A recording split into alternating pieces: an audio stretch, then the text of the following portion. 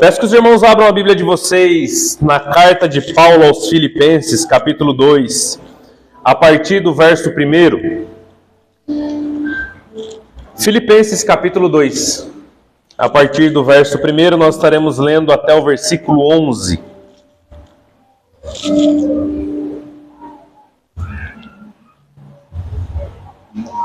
Assim diz a palavra do Senhor.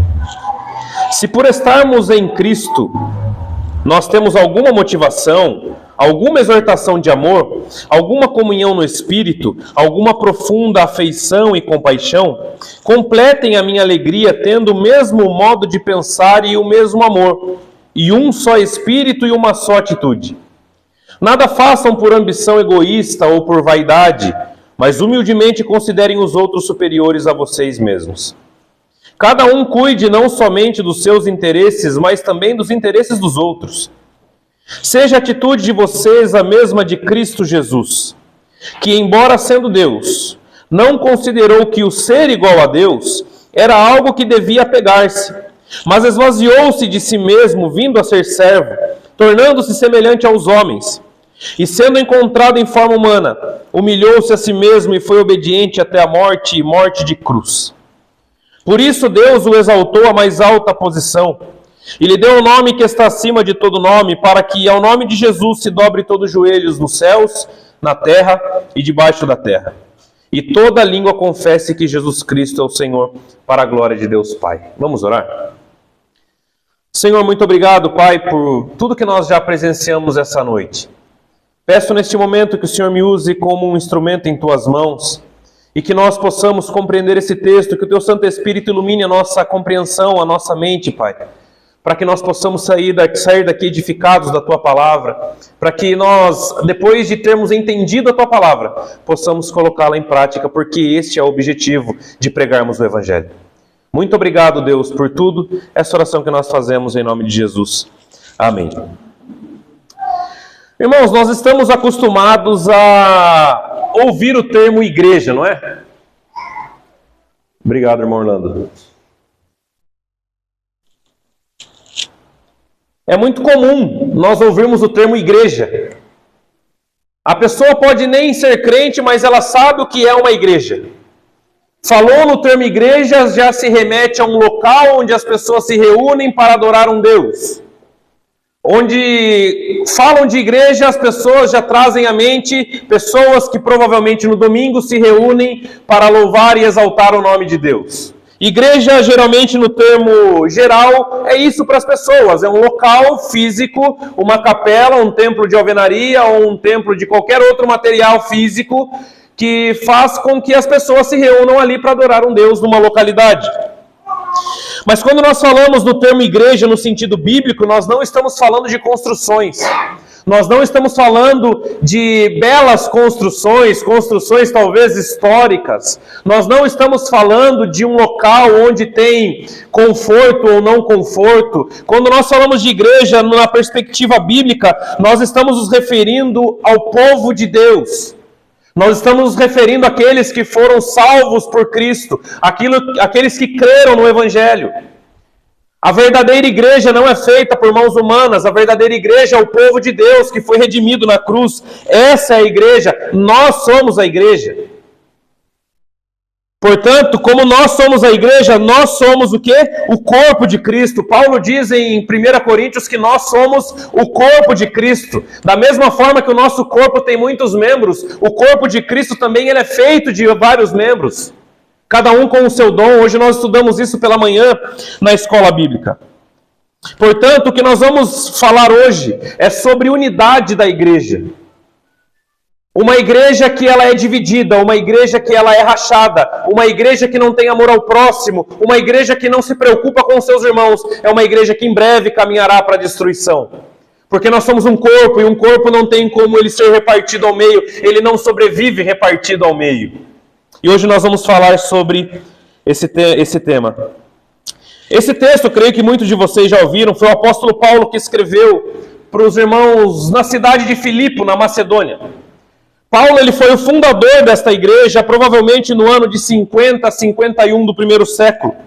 Paulo, por volta do ano 60, ele estava preso em Roma e ele escreve essa carta. Paulo recebeu na sua prisão em Roma um irmão chamado Epafrodito. Epafrodito era um irmão da igreja de Filipos que foi até o cárcere onde Paulo estava em Roma e ele foi levar algumas instruções para Paulo do que estava acontecendo na igreja.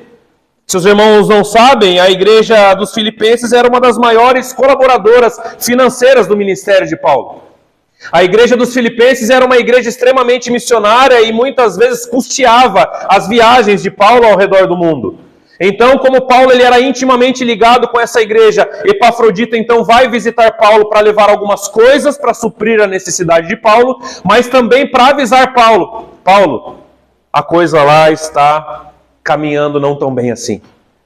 Então Epafrodito vai até Paulo para orientar Paulo que estavam acontecendo muitos problemas na igreja e entre eles alguns falsos profetas estavam entrando na igreja ou já haviam se estabelecidos na igreja dos Filipenses e estavam ensinando uma teologia liberal. O que é uma teologia liberal? É uma teologia que ela entende a palavra de Deus e tem o seu determinado valor, mas você pode viver como você quiser, sem buscar santidade, viver da forma que o mundo vive, e isso não afeta a sua intimidade com Deus. Então essa prática, esses ensinos, eles estavam entrando dentro da igreja e desviando o caráter e o comportamento de muitos irmãos. Na Macedônia, onde ficava essa cidade, era normal as pessoas cultuarem deuses gregos e romanos. Então muitas pessoas haviam voltado à prática de deuses pagãos, porque segundo os profetas que estavam lá na igreja, nada disso afetaria a minha comunhão com Deus. Eu poderia viver da forma com que eu vivia antigamente, que isso estava tudo bem. Eu poderia continuar sendo uma pessoa lá no mundo, mas louvando a Deus e está tudo bem. Vai ao contrário do que Paulo diz em 2 Coríntios 5,17, que aquele que está em Cristo é uma nova criatura. As coisas velhas já se passaram, eis que tudo se fez novo. Portanto, muitos estavam se desviando, e o segundo problema enfrentado pelos filipenses é que alguns estavam voltando até para a prática do judaísmo. Muitos deles estavam voltando a se colocar debaixo da lei, a práticas antigas da lei. A igreja estava se dividindo, a igreja estava rachando por causa de heresia. Irmãos, nós temos que aprender uma coisa. Jamais permita com que na igreja onde você congrega, heresias sejam pregadas. Porque a heresia, ela parece até bonitinha e bonito de ouvir no começo. Mas ela destrói a vida de uma igreja. Se tem algo que Paulo se preocupava nos seus tempos, era com falsos mestres. Aqueles que não pregavam o evangelho, pregavam palavras bonitas, pregavam mensagens que massageavam o ego, pregavam mensagens maravilhosas de se ouvir, mas que em nada tinham a ver com o evangelho. E infelizmente a igreja dos nossos dias vive a mesma situação. Templos e templos abarrotados para ouvirem não pregações, mas palestras motivacionais, do tipo que você pode, que você consegue, que você chega lá. Mas não fala de pecado, arrependimento, quebrantamento e muitas vezes condenação ao inferno. O terceiro grande problema é que os irmãos estavam fazendo tudo por egoísmo na igreja. Os irmãos, eles faziam tudo por ambição e por egoísmo. E isso estava atrapalhando a convivência dos irmãos. Portanto, Filipenses era uma igreja missionária que olhava muito para fora, mas olhava pouco para o seu próprio umbigo. Era uma igreja que fazia o correto quando fazia missões, mas não olhava e não tinha cuidado com as práticas que aconteciam dentro dos seus cultos. Então nós vamos ver o que Paulo começa dizendo, versículo 1 ao versículo 5, acompanhem comigo.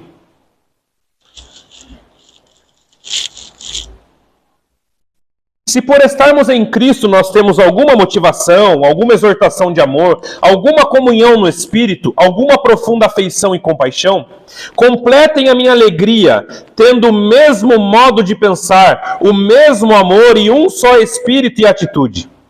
Nada façam por ambição egoísta ou por vaidade, mas humildemente considerem os outros superiores a vocês mesmos. Cada um cuide não somente dos seus interesses, mas também dos interesses dos outros. Seja a atitude de vocês a mesma de Cristo Jesus. Paulo, então, ele começa este capítulo exatamente indo ao ponto central do problema da carta.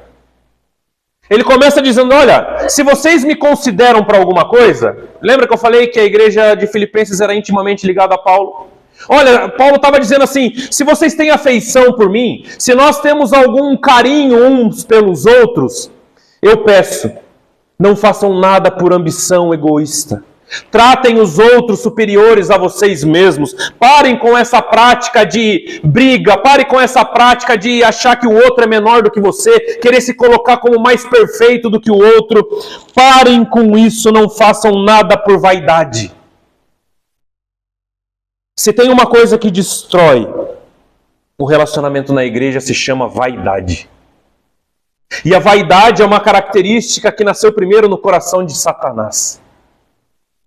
E muitas pessoas dentro da igreja se comportam com vaidade, arrogância e prepotência. E isso destrói a comunhão e a convivência com os irmãos. Era exatamente isso que Paulo estava tratando. Paulo estava dizendo, olha, tenham empatia uns pelos outros. O que é empatia? Se coloque no lugar do outro. Se preocupe com os problemas do outro, porque amar o próximo como a nós mesmos não é você falar palavras bonitas para o seu irmão, é você se preocupar com o problema dele, é você se preocupar se ele está precisando de alguma coisa, se colocar na dor dele, no lugar dele. Isso é amar o próximo. Infelizmente, o amor ao próximo nos nossos dias ele tem ficado apenas em falas. Ele tem ficado apenas em falas bonitas e eloquentes para muitas vezes impressionar pessoas. E eu já disse isso, Jesus não se impressiona com as suas palavras bonitas.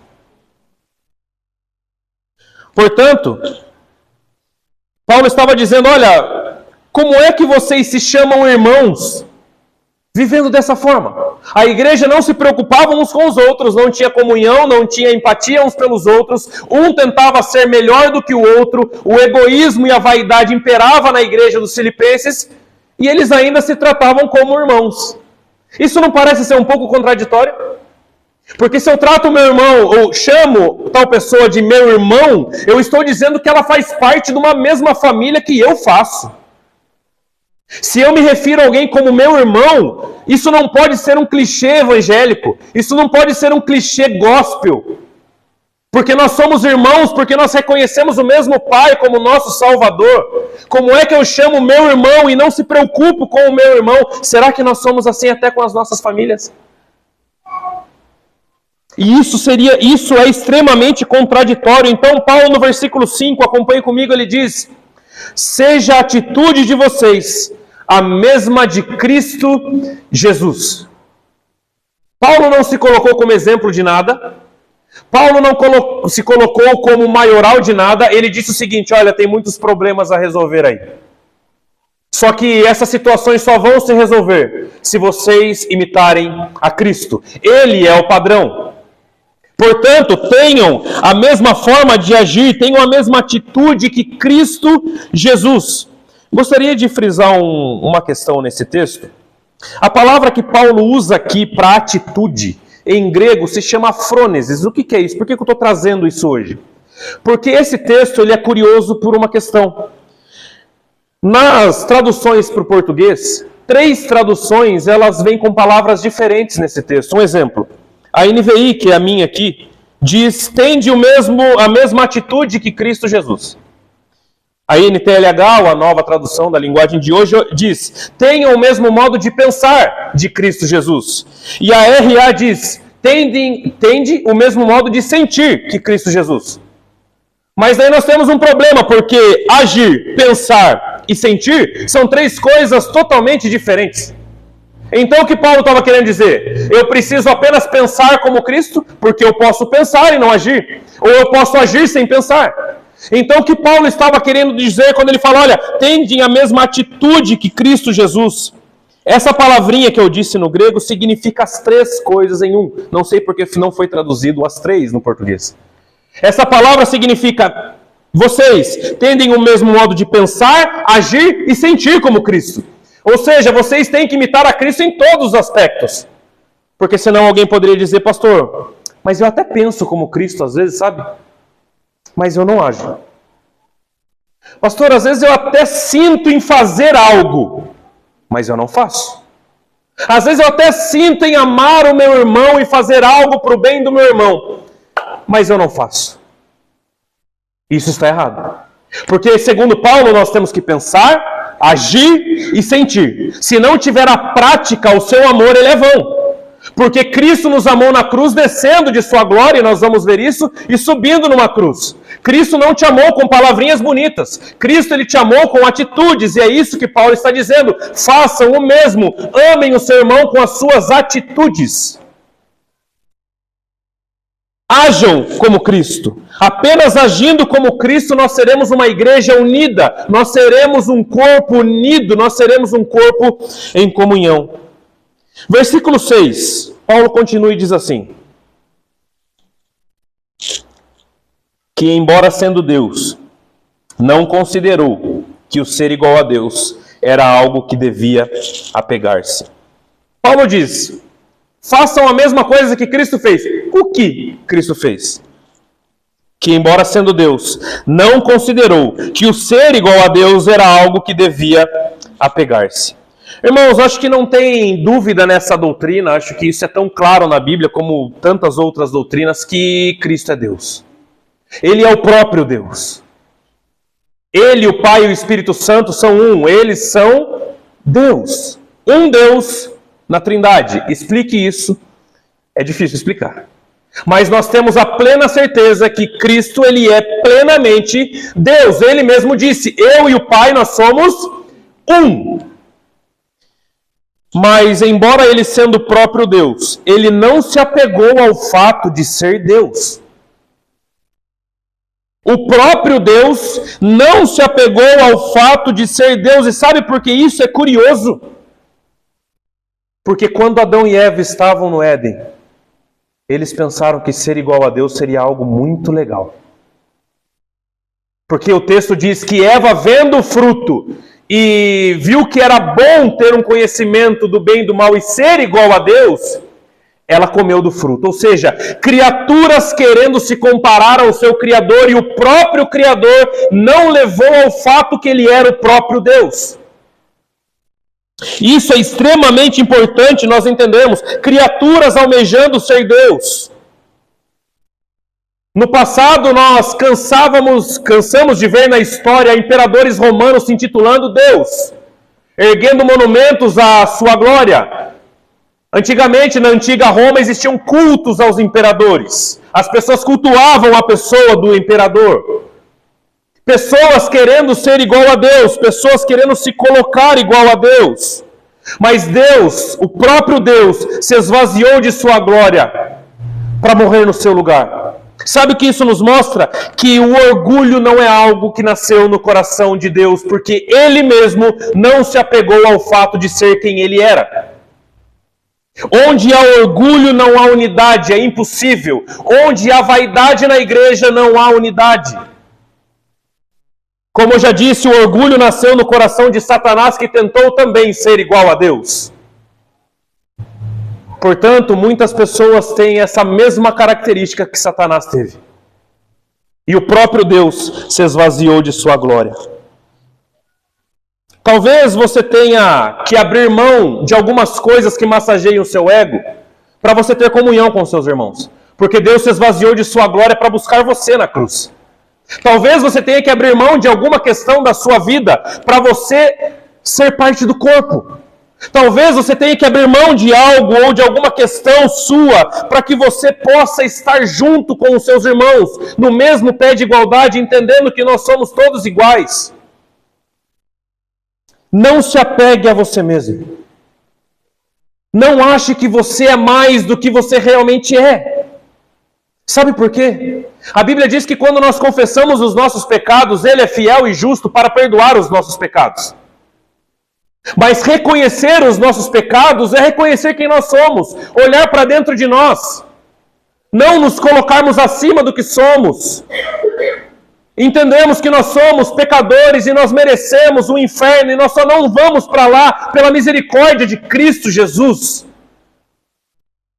Nós não somos merecedores de coisa alguma. Spurgeon certa vez disse que o evangelho é como um morador de rua que encontrou comida e foi buscar mais moradores de rua para levá-lo até o alimento e a comida e ao abrigo. Somos nós. Nós estávamos perdidos no mundo. Nós estávamos caminhando, como diz Augusto Nicodemos, com tampões nos ouvidos, com venda nos olhos, estávamos caminhando para o abismo, mas pela graça dele, ele tirou os tampões dos ouvidos, a venda dos seus olhos, e você pôde ver para onde você estava indo. Não há orgulho na obra de Deus, não há vaidade dentro da igreja, porque isso não provém do coração de Deus.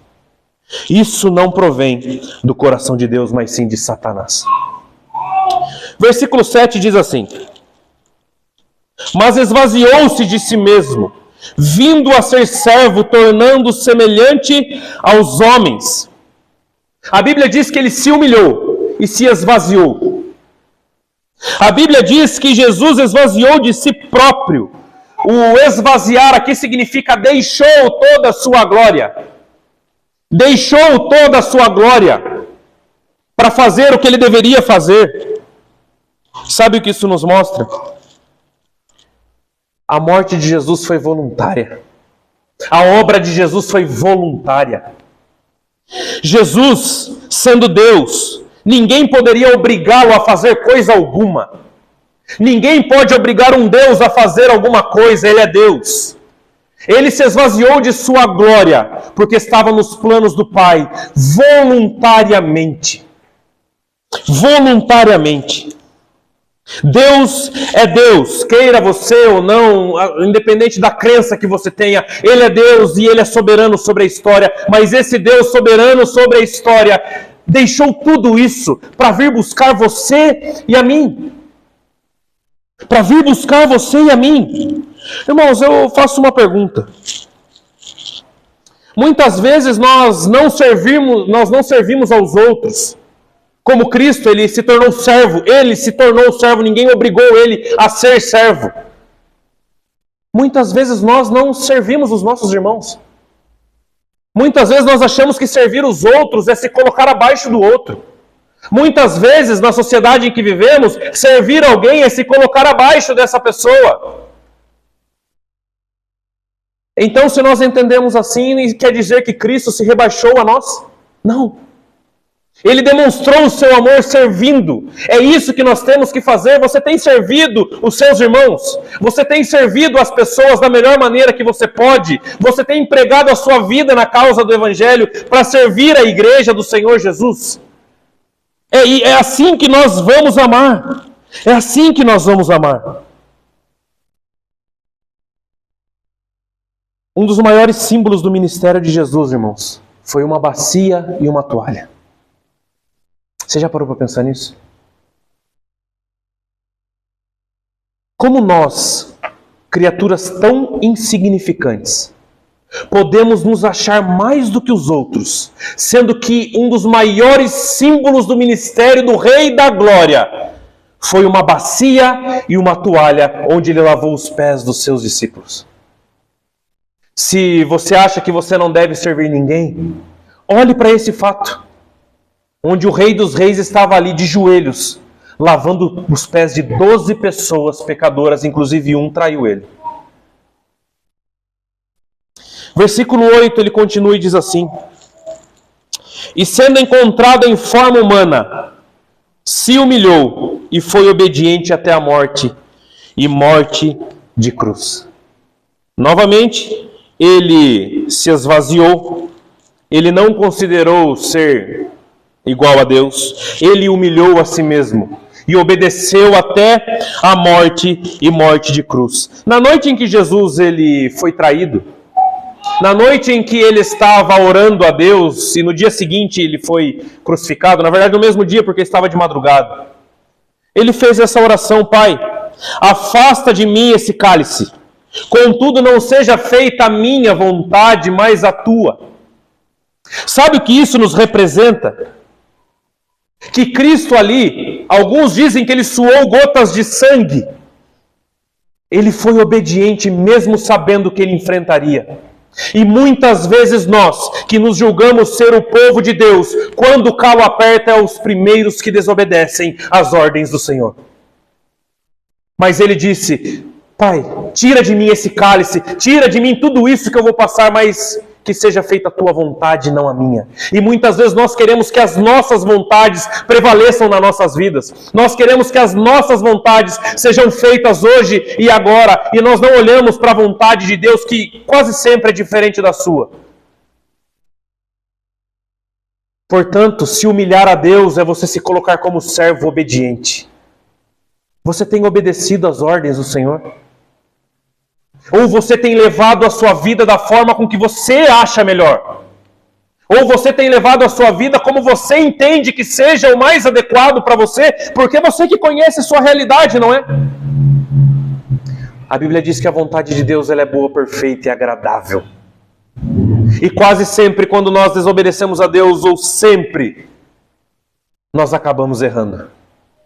Sempre. Por orgulho ou por achar que nós sabemos mais do que Deus. Mas contudo que nós possamos orar, que seja feita a tua vontade, não a minha. Mesmo que isso doa em mim, mesmo que eu perca coisas, mesmo que isso faça com que o rumo da vida que eu estou traçando se mude, mas que o Senhor tome a direção e faça o que deve ser feito. Se colocar como servo é se colocar assim. E Jesus disse que não faça a minha vontade, mas a tua. Quem matou Jesus? Quem é que matou Jesus? Será que foi Caifás? Será que foi Pilatos? Será que foram os romanos? Ou será que foi o povo que disse crucifica Jesus e solta Barrabás? Nenhuma dessas foi exatamente o que aconteceu. Nenhuma dessas opções. Jesus ele veio para cumprir algo que já estava escrito na eternidade. Isaías 53, 750 anos antes de Jesus nascer nessa terra, ele já havia profetizado a morte exata do Messias. Jesus ele veio para cumprir tudo que já estava escrito voluntariamente. Jesus não foi obrigado a subir naquela cruz por ninguém. Uma prova disso quando os romanos prendem ele. No Monte das Oliveiras, Pedro tira a espada e arranca a orelha do soldado romano. E então Jesus diz, Pedro, você não sabe que se eu estralar o meu dedo, legiões de anjos vêm me acudir? Não precisa disso. O que ele estava dizendo? Pedro, você não sabe que se eu fizer assim, tudo acaba, porque eu sou Deus. Mas isso precisa acontecer, eu preciso ir para a cruz, porque é a única forma de resgatar o meu povo. Eu preciso ir para a cruz, porque aquele que crê em mim será salvo. É a única maneira, então eu estou indo para lá, porque eu nasci para isso. Ele não foi obrigado por você na cruz. Os romanos, Caifás e Pilatos, eles só estavam sendo engrenagens daquilo que Deus já havia estabelecido na história.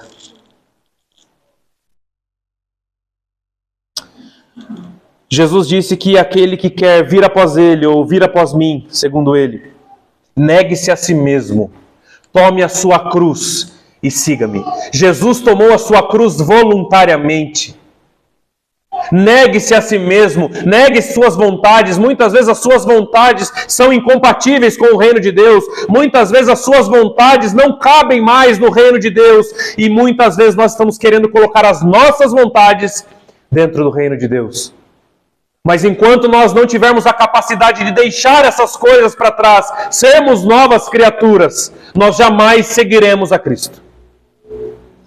Curioso que muitas pessoas dizem crer em Jesus, muitas pessoas dizem seguir a Cristo, muitas pessoas dizem que têm intimidade com Cristo, muitas pessoas dizem conhecer a Bíblia. Mas poucas pessoas negam a si mesmo para seguir esse Jesus que elas dizem que creem. Poucas pessoas negam os seus interesses por causa de Cristo. Que Cristo é esse que nós cremos? Que Cristo é esse que as pessoas creem? Que Cristo é esse? Versículo 9, Paulo continua o relato e diz assim: por isso Deus o exaltou à mais alta posição e lhe deu o nome que está acima de todo nome. Olha que incrível. Jesus se esvaziou. Quando fala se esvaziou, esvaziou a si próprio. Humilhou a si próprio, mas o texto não diz que ele mesmo se exaltou. diz que por isso, por causa que ele se esvaziou e se humilhou, Deus o exaltou. Deus o exaltou. Sabe qual o princípio que está aqui? Que os exaltados serão humilhados e os humilhados serão exaltados. Sabe o que é isso? Jesus não precisou engrandecer a sua figura. Jesus não precisou ser arrogante com as pessoas, dizendo que ele era o próprio Deus, mesmo sendo o próprio Deus. Ele foi exaltado por Deus porque ele foi servo, se humilhou, se colocou à disposição de todos. Enquanto muitas vezes seres humanos tentam ser superiores aos outros, pela classe social, pelo salário que ganham, por qualquer coisa aí fora. Quando eu e você fecharmos os olhos nesse mundo, nada disso entrará na conta.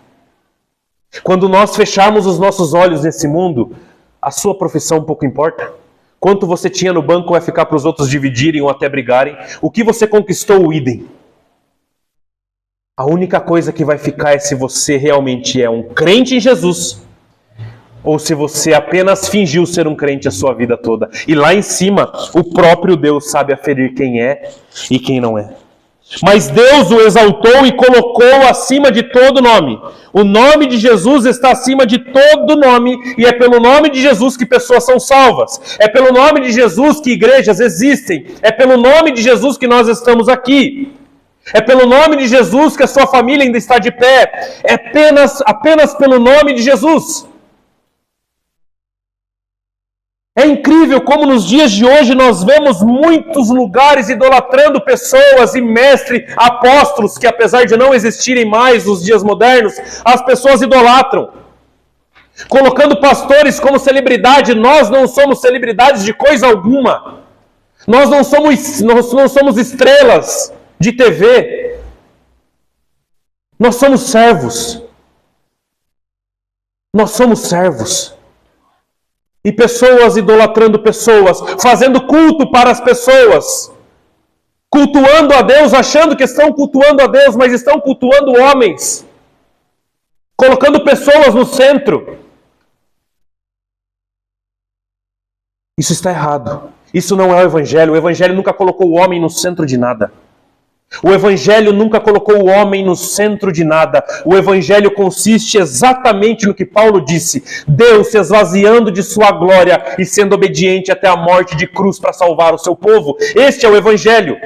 Não tem nada a ver com o que eu ou com o que você sabe fazer. Não tem a ver com as nossas capacidades, com as nossas características. Tem a ver com Ele. A Bíblia fala dele. Jesus é o centro da Bíblia. De Gênesis a Apocalipse já era predito o Messias de Deus. Tudo é por Ele, o nome que está acima de todo nome. E uma igreja que não tem Jesus como nome acima de todo nome é uma igreja que vai ser destruída mais cedo ou mais tarde. Pode até estar lotada nos dias de hoje, porque Paulo disse que chegaria um dia em que as pessoas não suportariam essa doutrina, é verdade. Mas naquele dia, essa igreja não permanecerá. Não permanecerá. Versículo 10 e versículo 11, para nós caminharmos para o fim.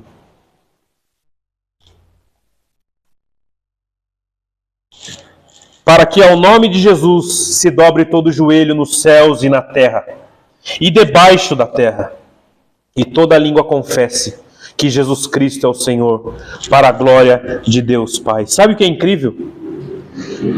Quando Paulo diz que nos céus, na terra e debaixo da terra todos dobrarão os seus joelhos a Cristo, sabe o que ele está dizendo? Que no dia do juízo até os condenados ao inferno se ajoelharão e reconhecerão Jesus como Senhor. Até naquele dia todos, até os condenados, ajoelharão e reconhecerão Jesus como Senhor. Mas lá, infelizmente, já é tarde. Infelizmente lá já é tarde. Mas todos confessarão Jesus como Senhor, seja ateu, satanista ou qualquer coisa que a pessoa se julgue ser.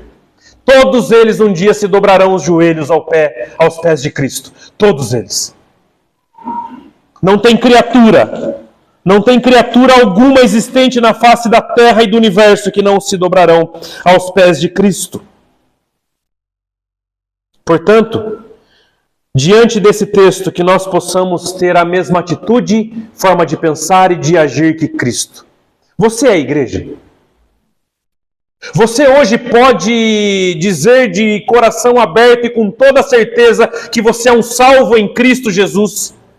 Que você faz parte dessa igreja, Portanto, se você faz parte dessa igreja, você não tem uma opção.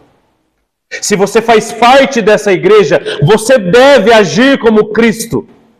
Embora sejamos infinitamente inferiores e pecadores, mas nós podemos agir como Cristo. Porque quando Ele esteve na terra, Ele também foi homem. Não pecou, é verdade, mas Ele nos mostrou como fazer. Se humilhou. Não se exalta acima de ninguém, não, irmão. Independente do que você faça. Não se exalte acima de ninguém. Seja no seu trabalho, na escola, na igreja, em qualquer lugar. Não seja um arrogante, não seja um prepotente. Não se ache superior às pessoas, porque isso não provém de Deus. Seja servo. Sirva os outros. Se preocupe com os outros. Se preocupe com o que os outros precisam.